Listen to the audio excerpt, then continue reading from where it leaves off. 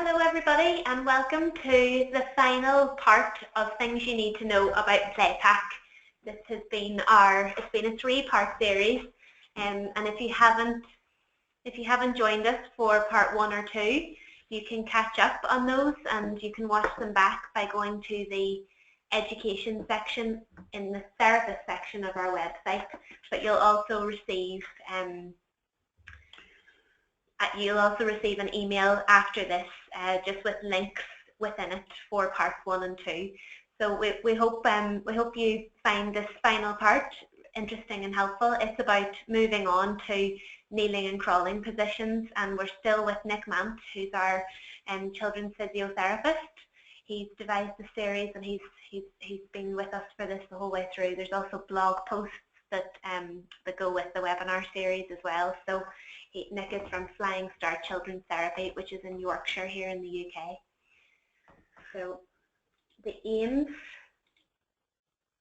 of today's webinar, what we'd like to do is to help everybody understand how the Playpak can assist with the more challenging positions of 4-point kneeling and sitting, and why it's important to practice these.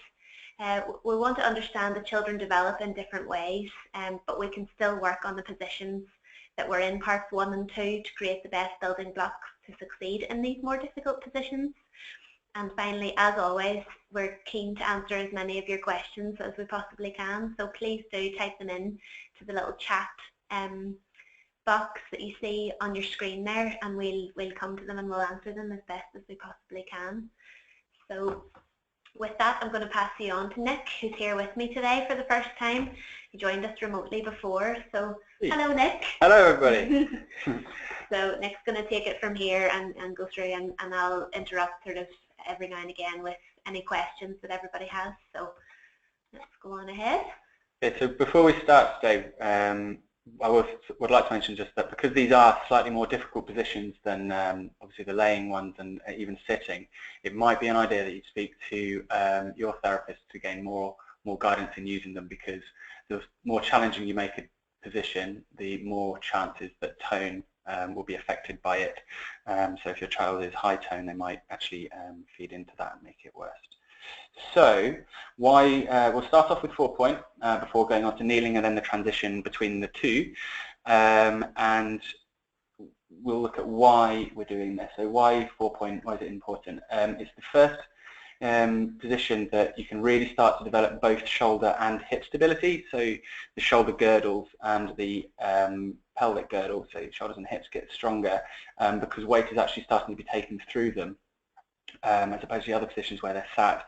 So in sitting, when we're putting our hands forward, we're starting to develop those skills as well, but it's not quite the same amount of weight that goes through them. The position continues to do more challenging midline, so though your hands are in front of you, so you're working on midline, it's more difficult because your weight's got to go through them, you've got to move your weight over your left and right hand, and it really is a position that helps to develop crawling and independent movement around that. The final need for 4-point kneeling is also because you've got to go through this position to help get into standing. So often children will bottom shuffle instead of crawling, and that will then in turn delay their standing and walking ability, because to get from a seated position like a bottom shuffle up to standing, it's really difficult, whereas if you're crawling to a sofa, the natural instinct for the child is that to then reach up and stand up from there. So it really does help link into getting to standing sooner if we've been able to encourage 4-point kneeling. So the problems with it, because the main one really is because it is a much more challenging position, it can really affect that tone. So it takes a lot of balance and coordination to maintain and then progress 4-point kneeling. You might need to, and for that reason, you might need to give the child a lot more support, which can be offered by the Playpak with the various different positions. Children who, because tummy time is often a very difficult position, so prone is a very difficult position. If they haven't actually tolerated tummy time, it can be really hard to actually transition into 4-point. Sometimes for those children, we will actually start with the high kneeling and work our way down, but that totally depends on your child and would need to be sort of guided by your therapist. And if so, yeah, so the tonal stuff. So if they're high tone, they might extend out of it. If they're low tone, then it'll be really floppy and you might need to give that extra bit of head support. And as with all positions, it's important to try and strike a balance between making it challenging, but also allowing the child to achieve and have success within the position. So how do we support the child? Here we have Logan, who's being supported by the horseshoe. So we want to keep those, and the similarity between this and the latent high kneeling will be to maintain the knees underneath the pelvis. So they're not flopping out to the side like a squished frog. You want to keep those knees in the middle under the pelvis, so we're using the horseshoe to do that. And because he tended to slide his feet backwards, we're actually using the smaller horseshoe to try and almost block his shins. So his feet are actually raised off the floor there, which not ideal. We could have used the red horseshoe, but in this case he actually got perfectly comfortable and managed to achieve in this position. You can then use both the rolls, or you can turn the other horseshoe around the other way so that the trunk has a little bit of support underneath the belly, and then the arms are tucked in and getting weight through first the elbows and then the hands. Does Logan like being in that position? Yeah, I mean, on the session that we took these photos, we spent ages on the 4-point getting him to push up through his hands. So we started off with the 4-point, really encouraging pushing up.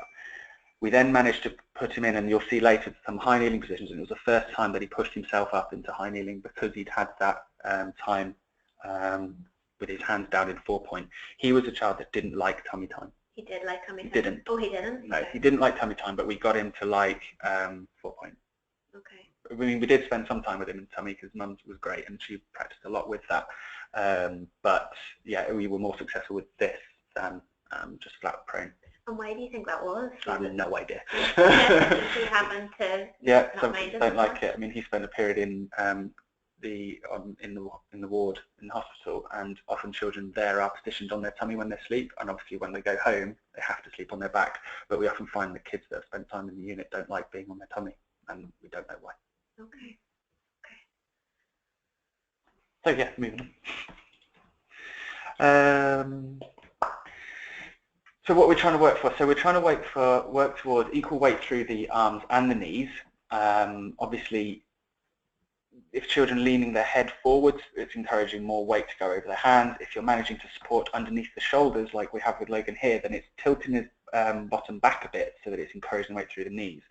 At this point, he wasn't actively pushing himself up onto his knees, so he was more happy to sit down on his heels. So we put the little roll between them so that he could get his bottom slightly away from his heels, so that to push up onto his foot to proper 4-point, it wasn't quite as far a distance to go. So he didn't have to go all the way from his heels all the way up to being over his pelvis. He just had half that distance, so we just made it that little bit easier. We're also looking for the back to be flat wherever possible. It will start off with a little curve, go forwards, because we haven't got the strength to extend up that back to make it flat. We don't want the child to be really extending their back, either because they're pushing through the hands and making it curve backwards, or because their tone is making them head throw backwards. We want to avoid those two things. So we want their back to be, their tummy to be rested on the cushions at the minute, and we want their head control to improve, so that initially their head will be stuck looking down at their hands. So you'll want to play with the toys right at their hands, and then as they improve, you want to move the toys further away from their hands so that the head is tilting up a bit. And then you can move objects up onto raised surfaces so that they're really having to look up and work on the head control. Would you ever add any other rolls on top of the green horseshoe? That would be more if I was working on high kneeling. On high kneeling, okay. Because then you're making the gap between the shoulders and the floor too great so that they can't actually lean through their hands. So the way that we use a Playpak for 4-point and high kneeling is sometimes really, really similar, because getting that distance between the two is it can be quite hard. But yeah, in this one we didn't, because if I did, his hands would have been off the floor. So at this point, does anybody have any questions? There aren't any in the box, but if you do have any questions about 4-point kneeling, we can address them now. Or if something occurs to you as we move on, please do feel free to type them in, and we'll go through them. But for now there's nothing there, so I think we'll move on. So I'll apologise now. I will probably keep saying high kneeling. It's just out of sheer habit, but tall kneeling or high kneeling. So that picture there was when Logan first pushed up to high kneeling. So he got himself there by pushing through his hands. And I think that he did that because of the increased awareness of putting his hands down when he was in 4 point. And presumably when that happens for the first time, is it like lots of vocal encouragement Yes. as well? Yes, vocal encouragement. If parents are gobsmacked, then we'll do that. Yeah. But yeah, so you encourage it to make it really, really positive feedback, loads of positive feedback. And then we change, so you can see, I think in the top left of that mirror, you can see, top left of that picture, you can see the mirror that we were using with him, so we're using mirror and beads, which he really enjoyed. So then once he got there, lift them up, so that his attention is then still up, and we can get hands away from the surface to reach him. Okay. We digress. So why are we doing high kneeling? So it allows the child to take more weight through the pelvis, obviously because they're not taking any through their hands. Hang on, where am I? We can use high kneeling for, as I mentioned earlier, for the children who didn't tolerate prone. So if to sort of illustrate this, if you take your newborn back home from the hospital, they will tolerate prone on your chest, and it's a really nice way of starting prone, but it's more upright. This is kind of similar in that it is, if you've got loads of support in front, it's kind of like a prone position, and you can get the hands to push off the support in front, so they're still doing what you want them to do in prone, but then you can gradually lower it down. So instead of being in kneeling, you're in 4 point, and then maybe if you're still benefiting from spending time in proper prone position, you can then progress even lower and work down to flat prone.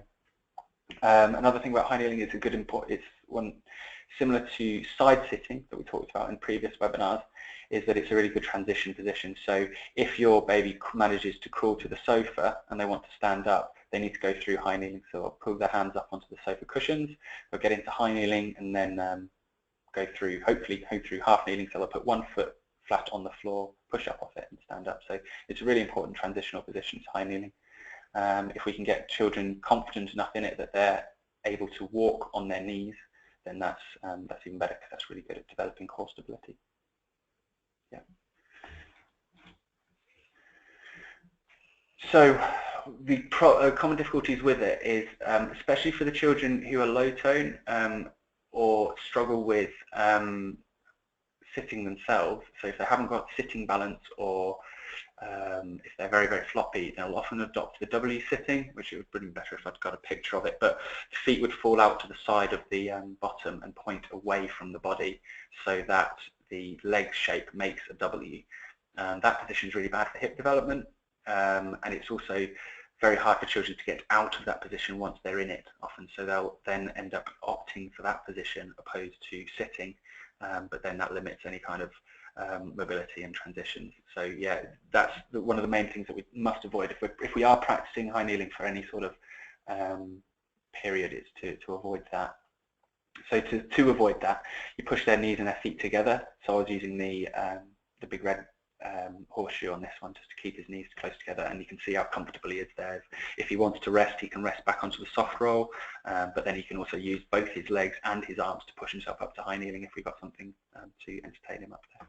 And W sitting would be if Logan's feet, and if you imagine that picture, if his feet were wider, yep, yeah, and his toes were pointing away from him. Yeah, okay, and that's bad, obviously the hips are in that. Yeah, and you know, it's a common position that a typically developing child will go through, and they'll adopt it for very, very short periods. And you know, if I'm treating a child that is using W sitting and that has older siblings, Mum might say, or Dad might say, but my other one did that and they were fine. But the difference is that children with developmental problems adopt it as a more habit, and they don't go into it because they just tie for a second, go down, come back up and then carry on. They go into it because it's a position of much more support, and then they'll spend long periods in it, and then they get it's one of those sort of, with us looking forward at possible future muscle contractures and difficulties in movement, that's one of the positions that we as therapists really hate. It's really hard to break It's hard to come back from that. Yeah, once it's established as a habit or a comfortable position. Yeah, exactly. And if you try to get into it as an adult, you really struggle to, unless you're a proper, you know, yoga or bendy person. It's not good for the hips. It really isn't. children can get into it quite comfortably because they are more bendy and because their hips aren't developed. But a child's hips, as they grow, they straighten almost. So, the children will look bow-legged and they look rotated, but as they grow and stand, that corrects and they straighten up. So we want to encourage that, not as they grow twisted. So yeah, here's the examples of how we used it with him. The bottom picture, he looks a bit unhappy, but honestly, he did enjoy it. So initially, it's similar to 4 points. So the top picture, he's in high kneeling as opposed to 4 point, but it looks very, very similar to the earlier picture where he was in 4 point because he's sat down on his heels. So if he was higher and could reach over and place his hands down, he'd be in a more 4 point position, but because he can't reach it, he's more high kneel. So that's why they can be quite similar, and you can work on both at the same time often. But we've used here the strap around the bottom to help hold him up a bit. And if you change the angle, for the children that really struggle, you change the angle so you actually Velcro it onto the top horseshoe, and so that it's actually almost like acting like a seat underneath the bottom, and you can tighten up a little bit to really support them into high kneeling. Ideally, whilst we're in high kneeling, we want to encourage him to sit back down onto his heels and then push himself back up to high kneeling. But some children need help in high kneeling before you work on that activity. Yeah, I think I've run over there. Yeah, next. Did we go next? Oh, we're over there. So as I mentioned earlier, we're practicing here with the small roll. So the small roll isn't pushing him right the way up onto his high kneeling. It's just got him halfway, so he's not got quite as far to push. And that, because he didn't have quite as far to push, it wasn't as hard an activity. So he then pushed himself up with first his knees, so that he was further over the roll, and then he used his hands to push himself up onto the roll into a high kneeling. So it's almost started off as a 4 point, and he got himself into a high kneeling. So yeah, you want to encourage the activity as much as possible within this position. So it's striking that balance between active and allowing the child to achieve with activity, but also then making it too easy sometimes, which can be quite a hard balance to strike. Do you encourage the children to reach up then to work in that transition? In high kneeling, yeah, definitely. So if the toys are down low and you want them to reach up, if you've got their attention low, they'll stay low. I'm not sure what actually got him to look up. I think I was as surprised as anyone that he got himself up when we did that. But yeah, so you try and encourage it as much as you can. So initially, as children get into high kneeling, they'll be resting their feet onto their bottom. We want to avoid doubly sitting and encourage them to actively push up onto their knees and hold their trunk upright.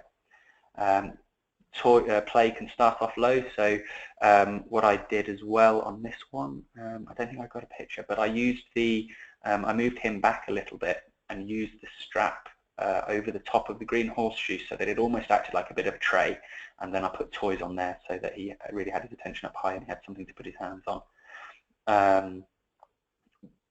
Yeah, so that's how we can encourage the high kneeling, but then can also help develop, if we get good at high kneeling or just kneeling in general, we can help develop the missed skills sometimes, because we're well aware that sometimes children simply don't tolerate prone or simply don't tolerate crawling. So it's how we can tap into the strengths and skills that they would have developed in those positions, and this is one that we can sort of almost look backwards to then move forwards.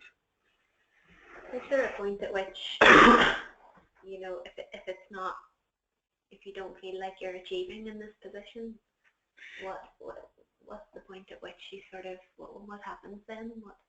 So if we've missed all the other skills, how we can work on it. So you work with the size and the age of the child and try and work on skills that are appropriate to them. But I still, you know, even with teens, would go back to working laying on their back, working on rolling.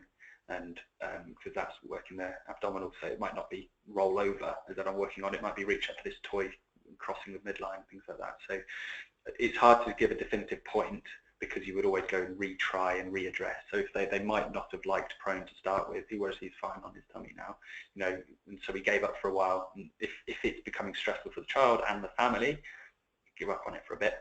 Let's see if we can come back to that later. Okay. So as we always try and look forward with what we're doing, and what we've tried to emphasize in these webinars is that we really are trying to look forward when we're working on skills. So how can a child crawl if they've never experienced kneeling or transferring weight between the hands? So that's a really important thing, is transferring the weight between the hands for crawling, because if they're reliant entirely on sort of taking half the weight through each hand, then they're not going to crawl, because you need to move one hand and one knee at a time to crawl. So if we can work on 4-point and get them reaching out for a toy, or reaching up for playing with some messy foods or some sand with one hand, so they're actually moving their hands, and that's the starting of the crawling movement. But how can, if they can't, also the bottom right bubble, if they can't push themselves up from a low kneeling to a high kneeling position, that's the sort of power and activity that you need to then push up from the kneeling to the standing. So it's, we're looking on those different muscles, and how can we effectively stand if you haven't gone through high kneeling. So the thing to worry there, or not worry, sorry, the thing to consider there is children. So I'm thinking more if they've got high tone in both of their legs, what they might do is get up into high kneeling, and then just to stand, we'll use the furniture in front of them and push up over the top of their toes, which is something that we want to avoid. So it's not just going through high kneeling, but it's also being able to be stable enough in high kneeling that you can put one foot flat on the floor and take the weight over the other knee at that time to then push up to standing. Does that make sense? Yeah. Yeah, good. It's a lot easier to explain when you can actually use a child to demo. I'm thinking that we'll use videos more. Yeah. Have we got any questions on that? I think we're missing a question slide there. Guys, does anybody have any questions on? It could be anything at all. We've got one here, so let's see. So I'll just read this out here for you now. My daughter is almost 6 years. She has varying tone and tends to stiffen her legs when she's in 4-point kneeling position. How can I help her, ideally with Playpak, to be more stable? And how could I help her to learn how to crawl? Is Playpak suitable for her age, or is it more for younger children? So it's a difficult question on the age, because it depends on her size. And Gabrielle, there's sizing information on the Playpak page on the website, so fireflyfriends.com/Playpak. Or if you have a Playpak and still have your user manual, there's one in there too, and it just it will tell you the dimensions of it in case of the horseshoes and of the mat itself. As Nick said, it is more about the size of your daughter than it is how old she is. But with regards to the actual question, she tends to stiff her legs when in 4 points. So, and this is something that I recommend you ask your therapist, because it's very hard for me to say sort of accurately. But if this was presented to me by a colleague or thing, and I didn't have to put my reputation on the line, then it would say that it sounds like the 4-point is getting quite challenging for her, and her response is to get that high tone and, I'm assuming, push both legs straight up behind her and almost lock her knees into full extension. And she might be doing that because it's hard work, but also then that extension of her legs will then hold her body up, which will then sort of keep her in the position. And it's not necessarily a choice that she's trying to do it, it's just because of that tone. As you increase the difficulty, you increase the tone. So what I'd say is you can work in different positions. So if you're maintaining the 4-point, maybe give a lot more support, so almost more support than she needs, so that she can get really used to that position. So you can do a strap around the bottom, the two horseshoes with the rolls on top, so that she's got her trunk fully supported, and then you, with your hands, help her to take her hands in front of her and take weight through her hands, and you support her elbows so that she's not having to think about pushing her arms straight, because often the children that extend, if they think about pushing straight with their hands, then the same thing will happen with their legs, and they'll push their legs out straight. So if you help her to do that, then she might be able to maintain the position more. Alternatively, you can work in the earlier positions that we taught in previous, where you can work in side sitting. So because in side sitting, she will have both of her legs bent, and she's got weight over one side, and she's got one hand straight, one hand bent as she's reaching over the side. It's a very, there's lots of different positions, so there's lots of extension, lots of flexion and things like that, so it's harder, or she's less likely to then generate the tone to push out and extend all at once. which is a problem with 4-point, is that I'm trying to stay here, and oh, I'm extended, and I'm like an ironing board. Whereas if you start in a more we call it dissociated position, so she's twisting her shoulders on her pelvis, and all of that is very lots of the different body parts doing lots of different things. So she's less likely to tap into that really high tone, and then you can work on that sort of position where she's got weight just through one hand in the side sitting, playing with the other, and she's got weight over one pelvis because one side of her bottom will be lifted. So then she's getting used to that. Do that on both sides, loads and loads and loads, so that she's experiencing that weight over different sides. She'll strengthen up her shoulders. She'll get used to putting her arms straight without extending fully everything. And then you can maybe go back to try 4-point later. But yeah, I would almost take a step back on that one to then, so work in easier positions and more, as I said, dissociated. And I apologise if I can't think of a better way of saying that. Those sort of positions to then work forward. Gabrielle, I can switch your microphone on here so you can tell us whether you thought that, I'm not sure if your own microphone's working there, but does that sort of help a little bit?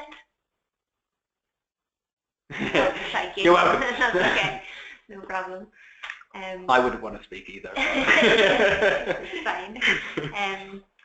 And yes, Gabrielle, if you didn't see parts 1 and 2, as Nick says, sometimes it's useful to kind of cover some of the previous earlier positions. Parts 1 and 2 might be useful for you to watch back, and as I say, the link to those will be included in the follow-up email that you get here. So. And if you have any follow-up questions, I'm sure you could email Claire at the end as well. Yeah, if you need anything clarified, because she can pass it on to me. Yeah, no problem. Okay, so if there are no other questions at the minute, we'll move on to sitting to 4-point kneeling. Okay, so as we mentioned in previous webinars, we often fall victim of perfecting static positions. So we might get really good in sitting or really good in kneeling, but then we forget that children have to move between these positions to actually experience typical development. So, I'm lost on my page there. So, movements for children, for them to learn them, they need to be repeated lots and lots and lots and lots. And children with movement difficulties, for example cerebral palsy, really struggle to repeat the same movements over and again. So it makes it harder for them to learn because they can't repeat the movement. Then it's also harder for them to do the movement in the first place. So how do we help that? We do it with them, and we try and teach normal or typical movement patterns so that they don't develop the cheat patterns like I mentioned earlier, so like pulling up over the top of their toes or rolling in a way that they look like a banana on the floor instead of flex in the middle and rotating. So yeah, and for transitional movements, children need to move their arms and their legs and their shoulders and their hips all differently. So you've got twisting, straight, bending, straightening movements, which is really quite hard to coordinate. So how do we do that? Next. So for sitting to 4-point, this is one of my favourite ways of doing it because you can really change the level of support that you give. So you start off with the child sitting. So hopefully at this point the child's got relatively good sitting balance. You don't necessarily have to have it mastered because you can practice these things before then. But hopefully they've at least got head control and they've got relatively good sitting balance. So we start off in the middle, and you can see that Logan here prefers to have his legs rotated out to the side, so his feet are almost pointing sideways. So the first thing is to get him into a side sitting position. So get his attention over one side and encourage him to reach his trunk over.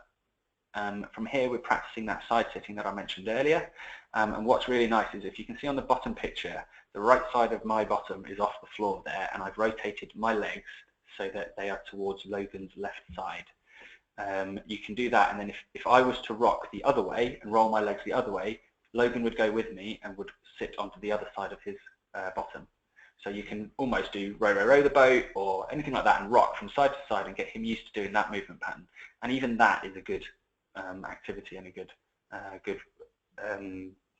transition to do, because it's actually teaching him to get into side sitting, which is the first bit that we need to do. So yeah, or you can get him into that side sitting position, then just let him lean on you and practice just the side sitting. So Gabriella, if you wanted to practice the side sitting, if this is one way of doing it, get your daughter's arm over the side of your leg. And you can obviously use whatever toys. Yeah. What she likes. Logan loves beads. I find beads really good. Yeah. The beads work with everyone. Beads and mirrors. The different, I suppose, the sound that they make as yeah, well. texture. They're really interesting for them to play with both hands, so it's good at getting the line. So yeah, you would hope, like in the top picture, that the child will move their legs into a side sitting position. If they don't, if they need a little bit of a hand, you can help them. So I'm just taking, he left behind his right leg there, so I just took it over a little bit, bent it up so that he was in a more side sitting position, made him reach really far over so that his trunk is leading the way. So if his trunk starts to go over and he reaches with his right hand over my thigh, then he's more likely to then get his pelvis over. So he actually took the bottom half. Once I got his leg in the right position, he took his bottom half up and got himself into an almost 4-point position. Then, to avoid that W or the legs flopping out to the side, I made my right leg into like the horseshoe of the Playpak and just folded it around him. I actually tucked it underneath my knee so that I was helping him in a really, really good position with his knees tucked in. And the thing about that, I suppose, is that you can do that anywhere. Yeah. You can practice it no matter. Yeah, it's a really nice one, and I really like it for the side sitting bit because you can, kids tend to like rough and tumble, and kids with movement difficulties don't tend to get too much rough and tumble. Okay. So to do that and to throw it in, and I think that's one thing which I do slightly differently. Is I'm happy to move a lot and throw kids around a little bit. So if they're in between your legs and you're moving from side to side, just that movement, kids enjoy it. Nice experience. Well, not all of them, some usually.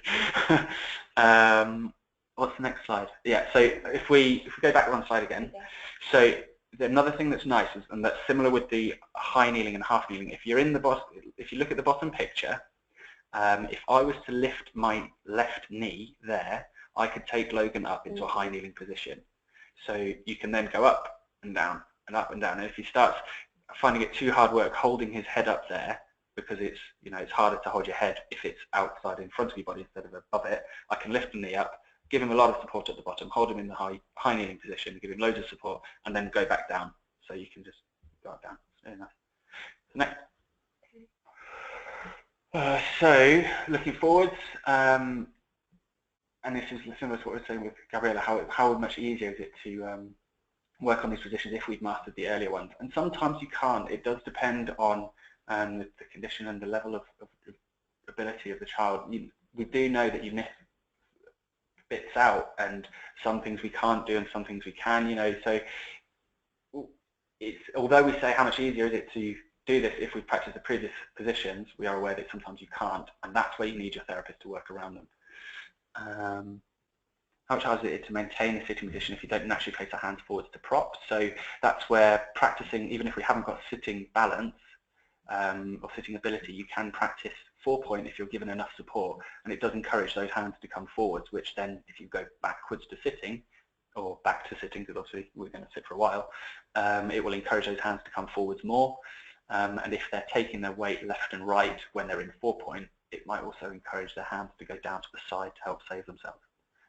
And building up the strength in the shoulders in the 4-point position will also help to save themselves when they're sitting, because it will just have that power. So we do see children that have the saving reactions but not the strength to save themselves when they're falling. So if they're sitting, they'll fall to the side, put their hand there, and then still fall. So we need to develop the speed that they get the hand there and the strength of the shoulder. I think that's it, isn't it? Okay, so are there any questions then in relation to what we've just covered there? So type them into the box, and if you have a microphone, I can switch you on and we can have a bit of a chat. Question occurred to me: what is Logan's condition? What is his? He's got spina bifida. Okay. So his upper body is quite good, but we have flickers of movement in his legs. So that's why the high kneeling was so good for him, because it's a lower limb activity that we weren't sure. Because it's very hard that early on to tell what sort of ability the child with spina bifida is going to have in their legs, or how much activity they're going to have, because you can know the level of spine that's injured and sort of try and plan it with that, but sometimes that's misleading and it's not true, because it depends on the amount of, or the success of the repair. So getting that flicker, he gets flickers for movement in his ankle, but getting the actual power for him to push himself up to high kneeling, that's why it was really, really nice for us. And how often would you recommend using Playpak with Logan? Was it just I would have it as, and that's the thing about, the thing I really like about Playpak is how transportable it is. So he takes it to his grandma's, I think. And I would, so with all the therapy that I advise, it's to use it as part of play. Okay. So if you can put, for want of a better phrase, therapeutic play, and if you can use that as part of the way that you handle your child, and not always with a Playpak, like if you were using my lap like there, if you can change the way that you handle so that they're playing in a really nice developmental way, then they're going to develop more, and it's an easy way, because children don't tolerate half an hour of physio a day, or you must do 3 sessions of physio. It's not like that at this age. It's definitely a change the way that you play, change the way that you handle. Yeah, and it's often baby-led, because how many times do you have a kid that's just not going to do anything with you that day? Yeah. I go out on visits and, right, yeah, we're not going to do anything today, are we? It's just a simple case that it's sometimes they're not going to play ball, so you don't play ball. And I suppose that play is something that's instinctive to everybody as well, no matter. Yeah. And parents know their kids better than anyone. So when they ask us, oh, what should I be playing with? What do they like? Yeah. Can we adapt what they like so that they're experiencing more textures? Can we adapt what they like so that they're having to use their hands in a different way, or to the middle? So there might be very limited sensations that the child will tolerate. Can we expand on that in play? And it's sometimes really hard to do, because kids will find their own ways of doing things, and kids who establish bad movement patterns, but it allows them to succeed in what they're doing, or allows them to roll over the room, even though it's how we would describe as a bad way of rolling. How can you stop that? It's really hard. Or the W sitting that allows them to sit and look at their sibling. Yeah. And then if you try and make them sit on the floor, but as soon as their legs are out in front of them, they fall backwards. How can we stop them from W sitting? It's really hard. You've got to put things in place to try and help that, but difficult. I suppose play is the child's occupation, so exactly, yeah. To make it as important and appealing to them as you can. And that's what you said in your earlier webinars, even about if you adapt an easier position and then do a harder activity, to work on that, and then do an easier activity when you're doing maybe the harder position. Yeah. I should probably, now I can make you all aware, this week we'll be launching the Playpak therapy program as well. So if you've seen any of the sort of emails and things that we've sent out about the Upsy therapy program, it's just a downloadable guide that's available if you do have a Playpak, or if you want to know more about how Playpak can be used. And it talks through how you can work towards lots of different goals, and it's got the different activities in different positions. And lots of activity ideas, and what each activity is good for in terms of, is it going to help with fine motor skills, it's going to help with communication, and all different kinds of things. So you'll see, you'll probably spot an email from us at some point this week or next week to tell you where it is to download. So finally, to round off. So yeah, the hope with these webinars is that we've sort of painted a slightly different picture on child development, on the vast amount of steps that they've got to go through for the various different positions that they go in, that they adopt, and put a new light to the phrase "you got to crawl before you can walk," but that there's a lot to do before you can even crawl. But yeah, so that's about it really, I think, in fracture positions. Yeah, and finally, these are just some of the additional resources. So you've got your Playpak page, which has all kinds of information on it, sizing guides, and it's got an activity guide which actually shows different animations that talk you through the various activities you can do in different positions. There's fact sheets online, frequently asked questions, and next blog posts I definitely recommend you having a read of. I've printed them off, even nice to refer to them every now and again. And then of course parts 1 and 2.